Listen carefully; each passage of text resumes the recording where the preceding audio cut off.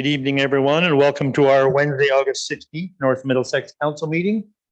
Our roll call, we have everyone is present. We do have Councillor Daigle is on Zoom. He is joining us virtually. Disclosure of pecuniary interest. If anyone has any, please forward them through to the clerk in writing. Minutes of the previous meeting, and that is from held on July 19th, and the quarter revision minutes from June 7th, 2023 to be approved. Any business arising, errors or omissions? Seeing none, we need a motion to accept the minutes. Moved by Councillor Daigle, seconded by Councillor Irwin. All in favor? Carried. Thank you. Committee of Adjustment.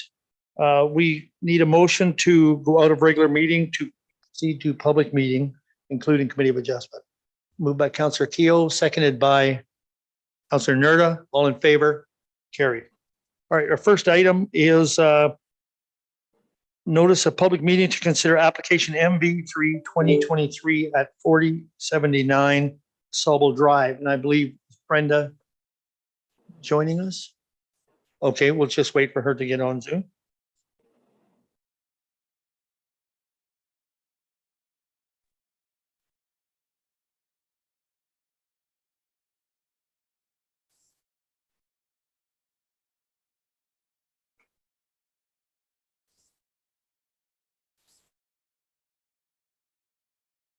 We have her now. Can you hear us, Brenda? I can, thank you. Okay, thank you. Go ahead, Stephanie. Thank you. I'm just going to share my screen.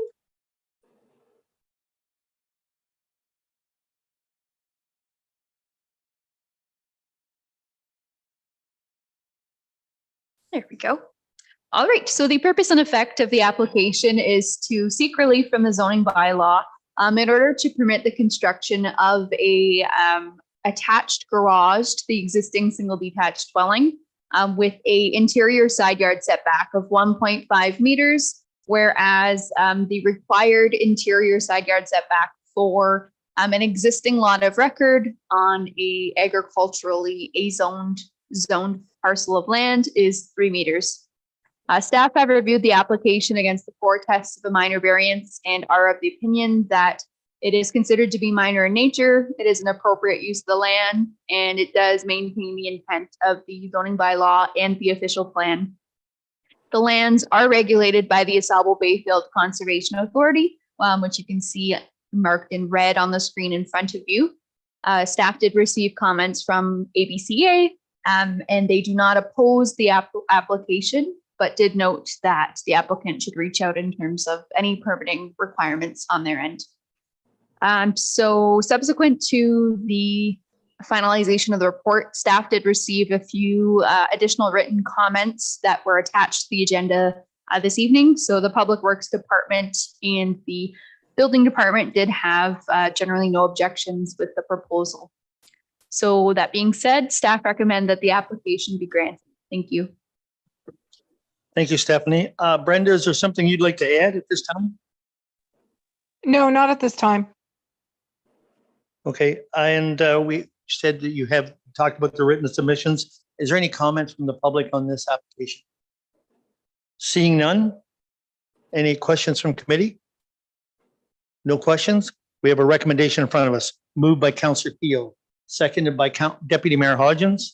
All in favor? That's carried. Thank you. Thank you, Brenda. Thank you.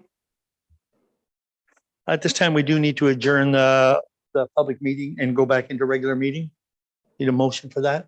Councillor Cornelison, Councillor Nerda, all in favor? Carried. Thank you. So now we have an opportunity here in front of us. We have 2 delegations in front of us, and our first delegation is a privilege to welcome Hayden to us here tonight. And I will tell you, for those of you who don't know, that Hayden is the son of our Public Works clerk, Kristen. So that makes him part of our North Middlesex family. And that's why he's here tonight. And Hayden is just selected to represent Team Ontario at the North American Indigenous Games held in Halifax this past July. He came home with the gold medal. And I just see here that you didn't even have a point scored against you in that competition. Want to offer congratulations to you, and come on up and talk to us about it. And No, sit down. I use the microphone if you don't mind.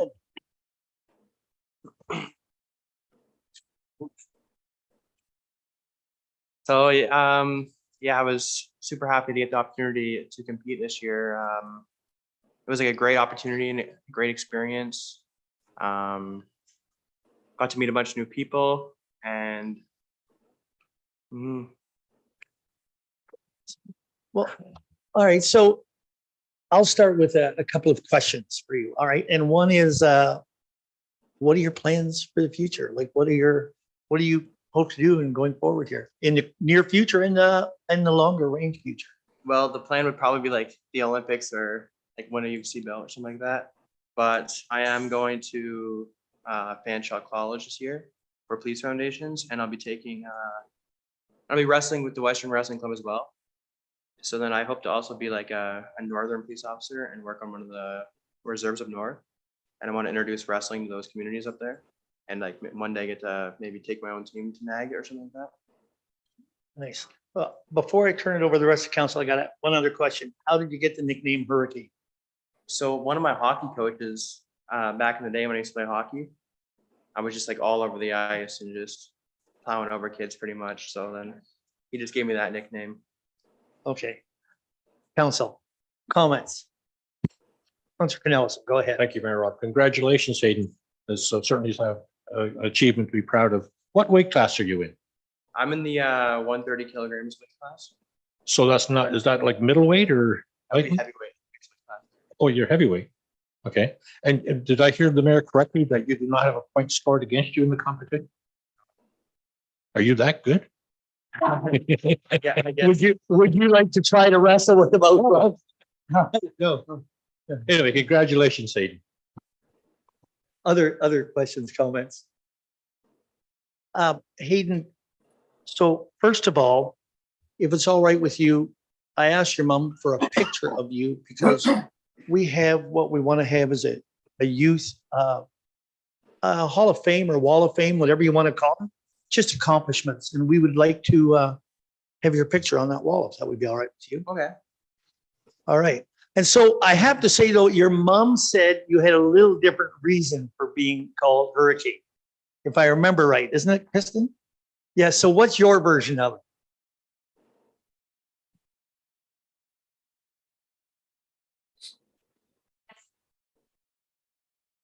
Okay. So you remember the coach part. I get it.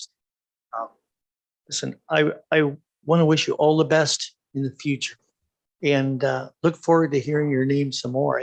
I'm hoping that Councilor Irwin, go ahead. What school?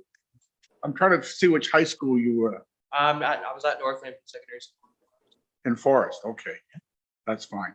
Because I see it, because I used to wrestle for the Petrolia Lancers, Oh, okay. right?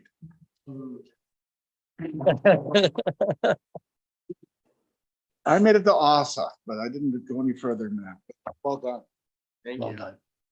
done. So one other thing, would you mind having a picture? Parents come up, we get a picture of council, if someone to take a picture. I would love to have a picture of yourself and council here at the front and your family here, if that's all right with you. All right. Yeah. Adrian.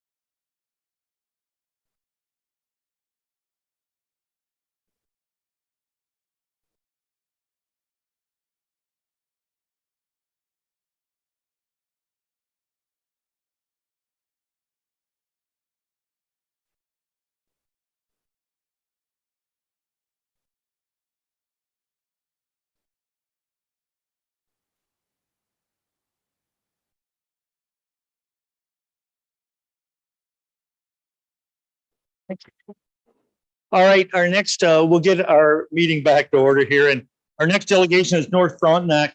Telephone is coming up. If these will come up, I think Grant is coming up, and I'm not sure who you have with you, but and I think you all have a map in front of you here.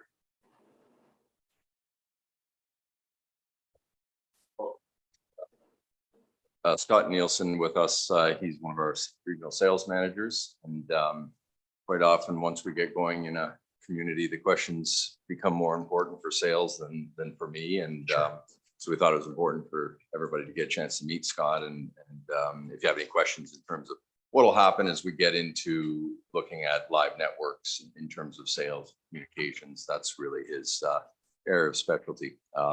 So first, I thought if we could give you a quick update on where we're at, and does everyone have the? Your office was good enough to print this out for us.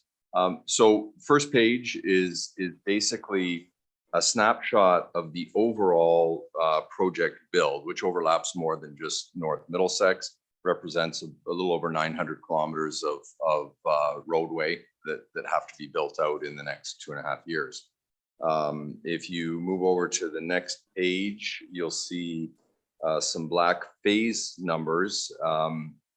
In particular, you'll notice North Middlesex, you've got phases 4 and 5. The phase is the way the network was broken down into segments, not the sequential order that we're building in, because as you're aware, we're already active in North Middlesex, and the 2 segments that we're building right now are segments 4 and 5, which cover the bulk of North Middlesex. So moving from there to the next page, the guys have just done a sort of a blow up of your municipal area, and the roads shown in blue are the roads getting built out. In the first 2 phases, it represents, I think, just shy of about 300 kilometers of roadway. You'll notice that there's blanks when you look at some of the areas around Elsa Craig or Park Hill. Those are the roads that are considered served by the province when they put the project out. And so those were omitted from the build requirements. Moving to the next page, what they've done here is overlaid across the network map. The red is showing where the guys have actually completed pipe installation.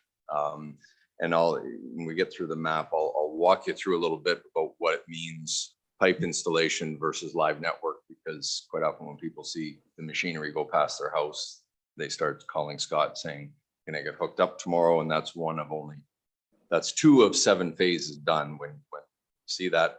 But what's important about this, and Jaden's here, and I think I want to take a minute to speak to kind of the extraordinary cooperation that's happened with your engineering department and our team. And Kristen is another person that's been amazing to work with. We've got over 40% of the pipe that needs to be installed in North Middlesex already installed. As far as I know, this infrastructure project is the furthest along of any of the Infrastructure Ontario projects across the entire province. It speaks significantly to the cooperation of your engineering department and the sort of green light that we got from council when I first came to speak to you about the project. It's allowed us to get well ahead. It's allowed us to start to look at a forecasting, and I don't want you to write this down as a hard date, but we're pushing for having a live network as early as Q1 of next year. On paper, we'd like to see it by the end of the year, but we know weather changes and conditions happen. We've had quite a wet summer so far and lost multiple days of production work, but it's fairly extraordinary in our business to jump into a project from permitting and in a fairly short number of months see such a significant, there's approximately 110, 120 kilometers of pipe already in the ground, most of which is in North Middlesex. We're working with some of the other communities. Adelaide Metcalf is sort of following the lead of North Middlesex in terms of trying to cooperate with our engineering team. We're seeing some other areas where we're having some obstacles, and it's reflected when you look at the production map in terms of where the builds are getting done. So I want to take a minute to thank your team and Jaden and his whole team. The water locate team, it's had some very unique challenges, and yet everybody has worked extremely well together on an infrastructure that I guess, quite frankly, nobody entirely knows where it is. We've worked in other municipalities where that just hasn't, it's just stopped the project dead, and yet because of the cooperation of your team, a lot of work has gotten done. So when you look at it, and by the way, the last page is just sort of looking at the segments, the network segment overlapping the physical completed build areas. So in terms of the project phasing, the other part that we want to provide the update for you is it's exciting to see the pipe in the ground, but it's important to sort of manage the expectations. And this is me oversimplifying, our engineering team would disagree vehemently, but we break it down into 7 buckets. You've got your design, permitting, survey work. You've got your microduct installation, which is what's going on right now. After that, they terminate the duct, so you don't see it sticking out of the ground anymore, and we install structures. Then we have fiber jetting crews where they shoot the fiber through these microducts. Behind that, step number 5, they start fusing the fiber and then breaking it out for the services for people's houses. And then they start to test the light, it's called, so to make sure that the signal's continuous as they fuse it together. They install the electronics, so the switch gear that handles the backhaul, and they connect the backhaul circuit that takes it down to our core network in Toronto. And that's the point where you hit phase 7, which is service availability. So we've done a significant amount of work, but we're in phase 2. It's the heaviest, most difficult phase of the work. But it's important to understand that there's a lot of heavy lifting between now and hopefully the end of the year, where we start to talk about actual service delivery dates in Q1 of next year.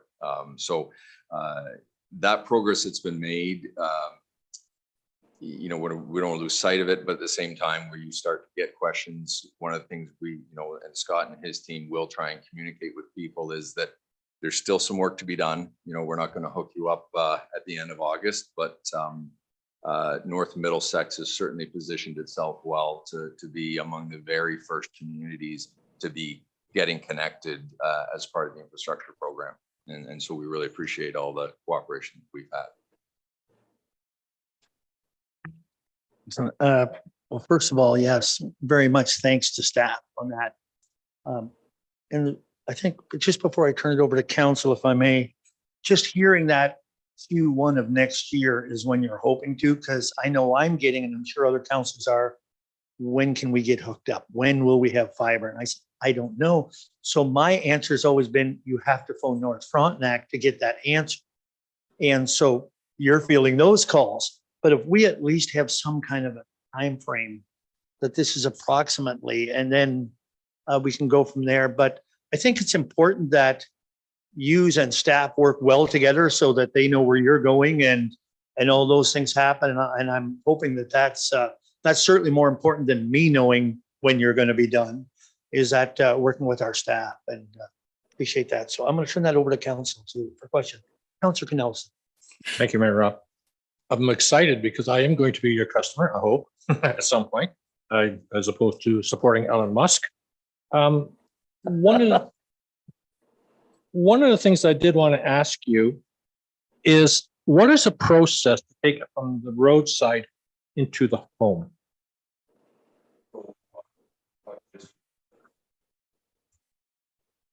Well, the end of the construction, one of the things out on the road, we'll be doing the breakouts and the drops, and what the drop piece of the micro. One individual piece is probably the size. To break it out.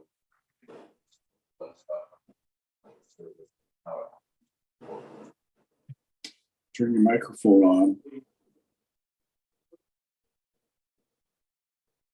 on. So for those that subscribe to service, essentially, we'll complete first a site visit to basically, at the end of the day, we want to make sure the fibers are going where, like say, the left side or the right side of the home, so the homeowner is aware of where it's going. Essentially, we would trench a microduct Usually 5 to 8 inches deep, can go deeper if needed there, right to the side of the house. This is where, like, especially for those that are very eager while the construction's going on, as a sales team, we have to be kind of patient and time when we're selling. So we don't want to exactly sell too soon and get everybody, say, overexcited and kind of lead people on, so to speak. We want to kind of time it so we can kind of have that process done while the construction, those final pieces are being done. That way we can kind of time it unison. So say whatever it's spring or say next year there.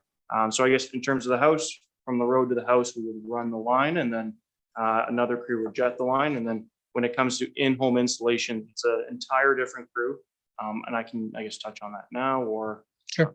Yeah. So basically, one of our technicians or a technician that's a partner with us will be completing the in-home installation. So at the end of the day, depending on what service you're looking for, whether it be internet, TV, home phone, or home security, we have the resources to install that.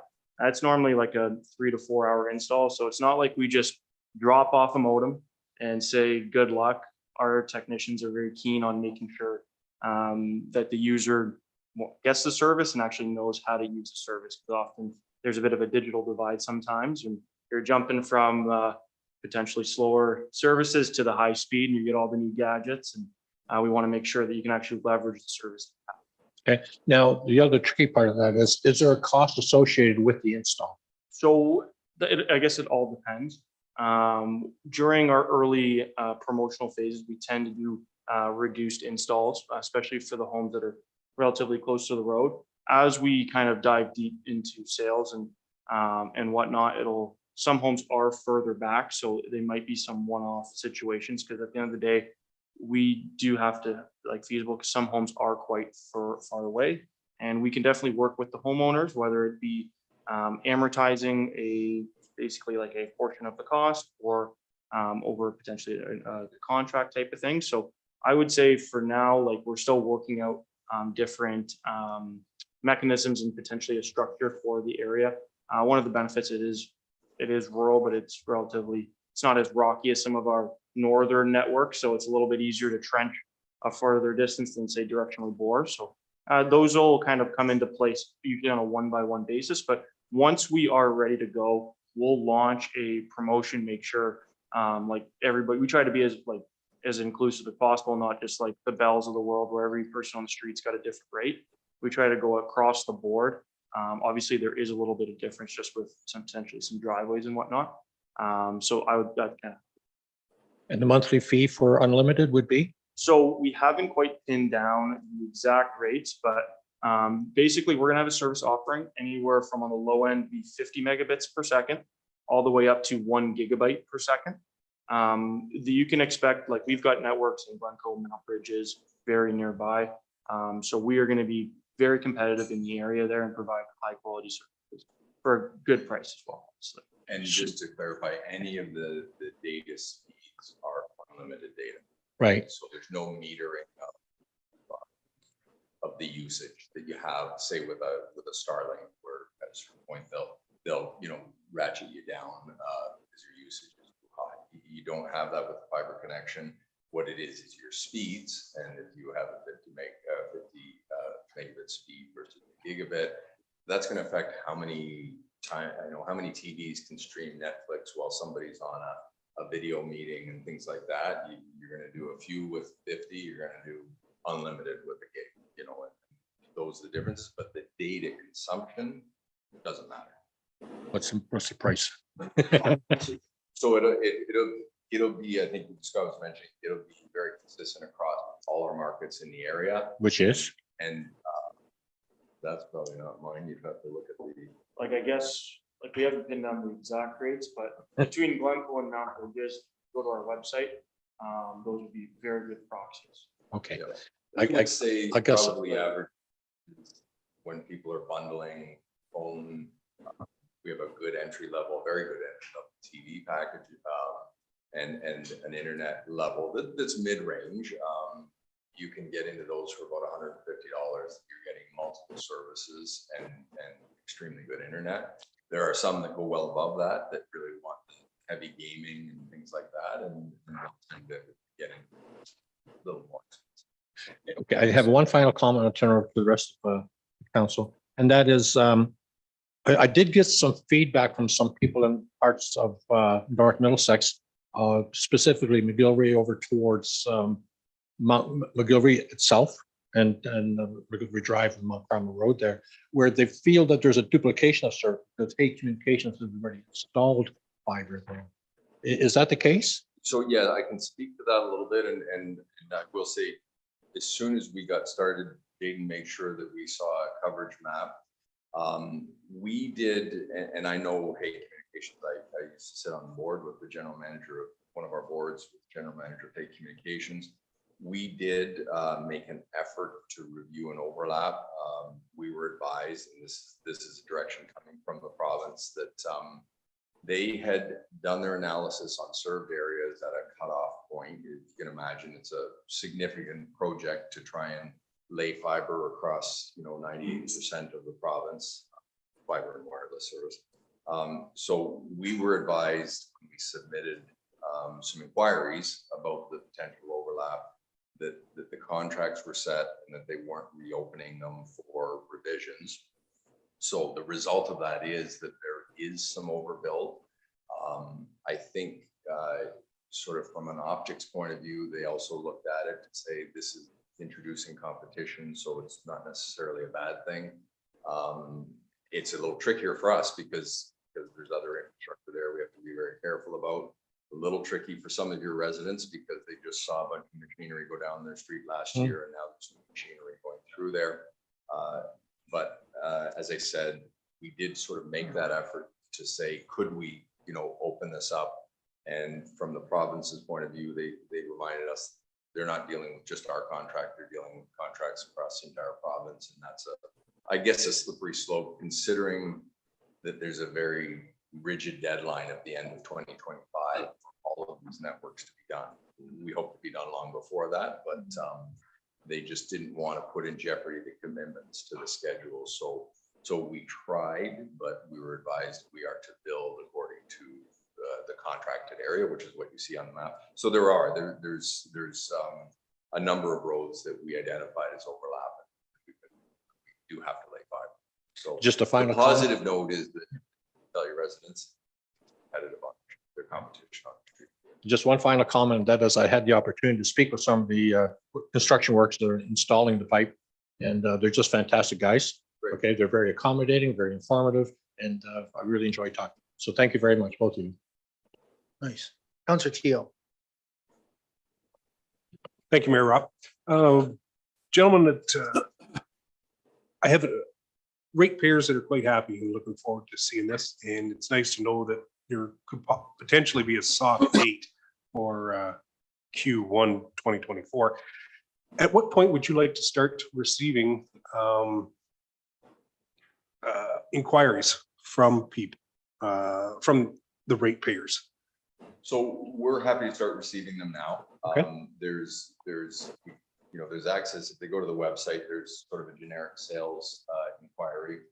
Very soon, I think we'll probably put something specific to this project so that they can click a direct link.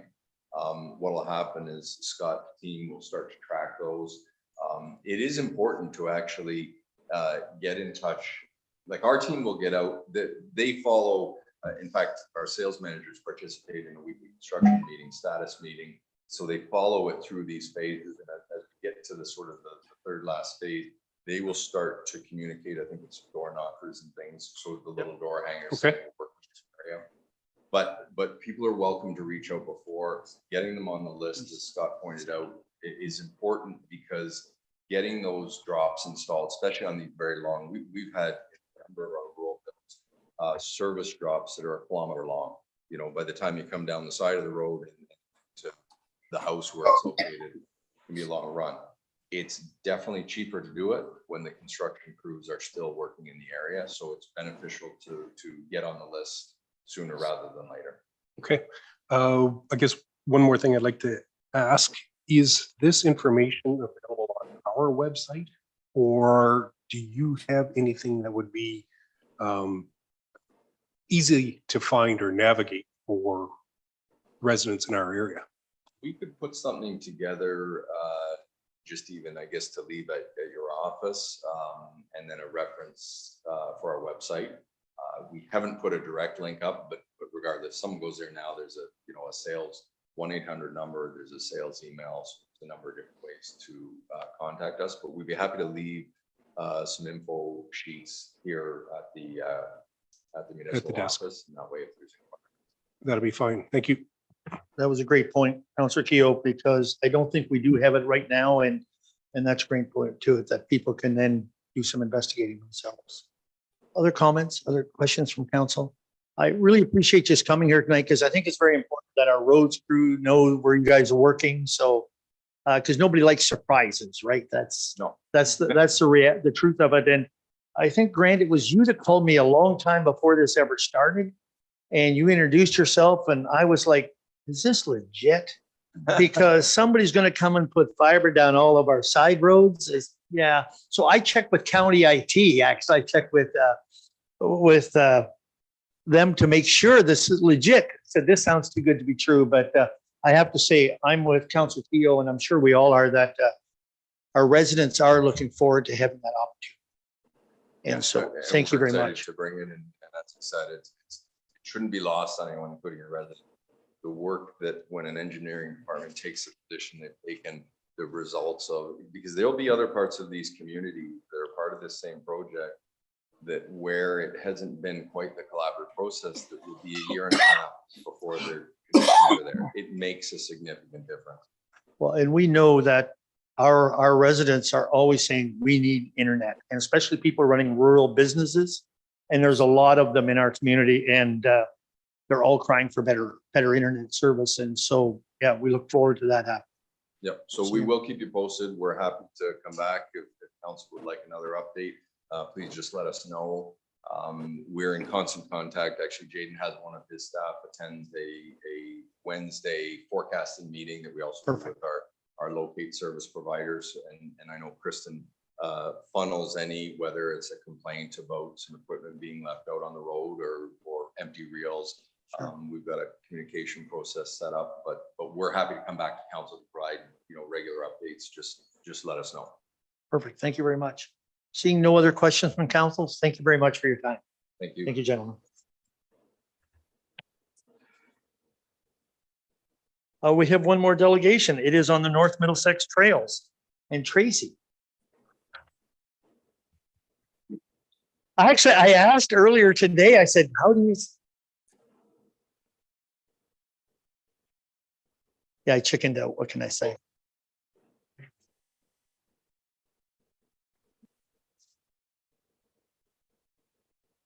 Thank you.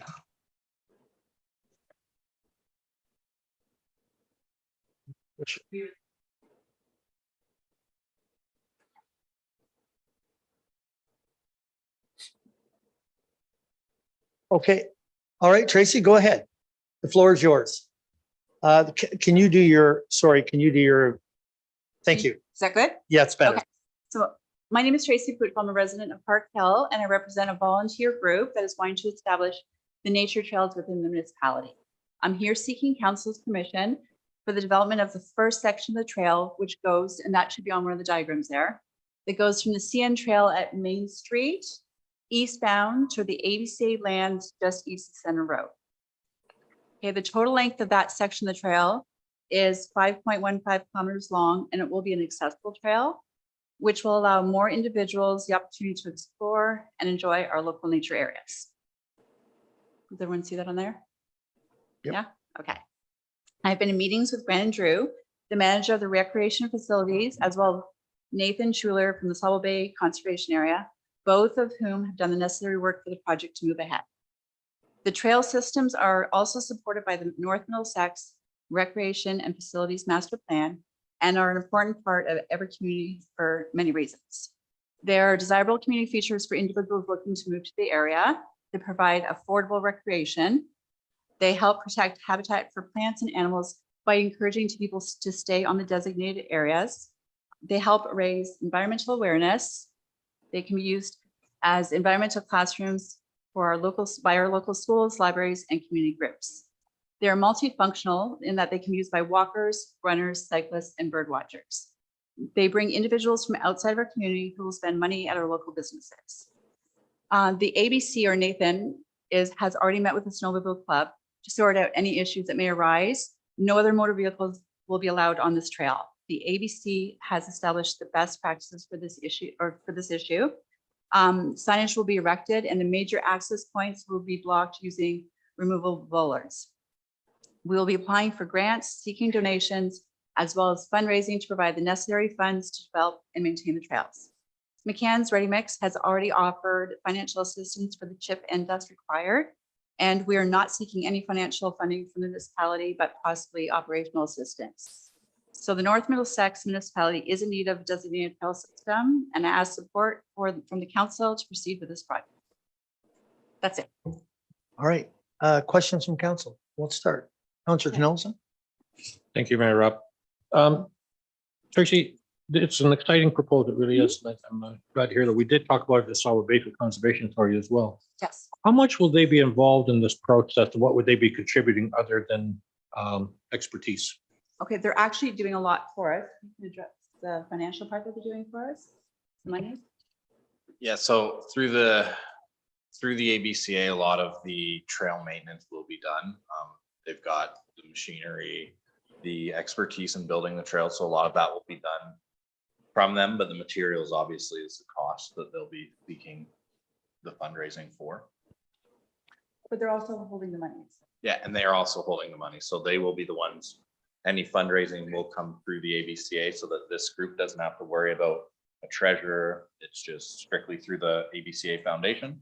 And then that foundation will have this trail as part of it. So you mentioned fundraising. Well, we're fundraising, but we're mostly going to be applying for grants to start with. Okay. Yeah. Okay. So when it comes to actual labor to work on these trails, would that be an expense? It's a volunteer group that will be doing a lot of it. Oh, With the help of Nathan, he'll be directing us because it's their property, their land for Yes. a lot of it. yes. And so they know what needs to be done. So the volunteer group will be going in and helping, and Nathan will be getting the ABCA to help. And if we need, that's the part where the municipality comes in. If there's grading machines that will fit down the trail, that's what we're asking for. Okay. We're not really asking for any. Okay, great. Thank you. Councillor Irwin? Thank you very much for your presentation. Could you clarify? I'm a little confused. Who owns the trail? So from the main road here on Main Street is the CN Trail. It goes to Center Road eastbound. That's owned by the municipality. Past that is owned by Sabo Bay. Go ahead. So, which is fine with me, but then the question remains, where does the liability rest in terms of accidents, et cetera, with ownership? So we would do an agreement with the ABCA. They've done them with other municipalities where there's trails that are maintained by groups. There'll be a general liability insurance that is taken out for that, but there will be an agreement with that basically takes it away from us. Go ahead. So primary liability will rest with them. Secondary liability would rest with us. Correct. Okay. Which is the way it, right now, we are the primary liability. See on it. Yeah. Okay, other questions, comments? Okay, go ahead. Me too. It's been a long process so far. I think I brought this up 2 years ago. So this is the last phase. Once we get this done, the trail is mostly, it's going to be accessible because of the chip and dust compacts so well that wheelchairs, bikes, strollers will be able to go on it. The grade is mostly what we need. There's one small section that does need to be fixed. It's really not that large. I can remember really how big it is. Okay, so relatively blue area speaking there? to the whole Okay. trail, it's not that big of a part. So I'm thinking, we think by the end of next year, it should be a go. We were hoping by the end of this year, but everything takes longer. So, yeah. Yeah. These processes practice patience. That's the deal. So the equipment for this, that type of thing, is that through a Sabo Bayfield for the fixing of that blue area, or is that going to be on this? So that will be, that's what they're fundraising towards. That's part of what they're trying to get grants for, and Yep. then Asable Bayfield will be taking that on with their expertise. So it's just a comment I'll make that I think the most successful trails in all of Ontario, but I think of the Morrison Dam group. That's a volunteer group that do this and they are the most successful trails. And I'm, as Councilor Canal said, I'm excited about this. I know there's been questions about this before and at council it was brought up and it needs to be a volunteer group that comes forward and so I commend you for it. And Well, we have Hampton Shores Group also Mhm. that has been willing to help us because they've been so successful for so many years that they're going to help as well. well, and who knows where the future brings, right? Yeah. That maybe it links the community even more together. And that's So, the hope. yeah, that's what any other comments from? So, yeah, you have our support for this. I think, do we need a motion on this?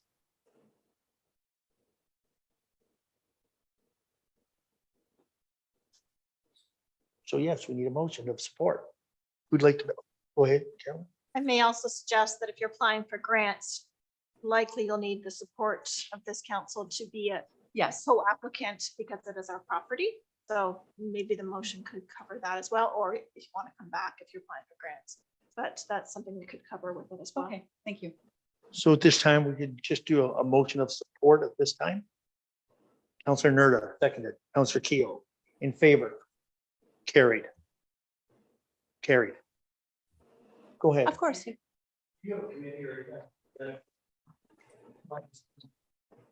Well, we have volunteers, but we haven't met yet. I've been talking to them via email just because it's been such a long process.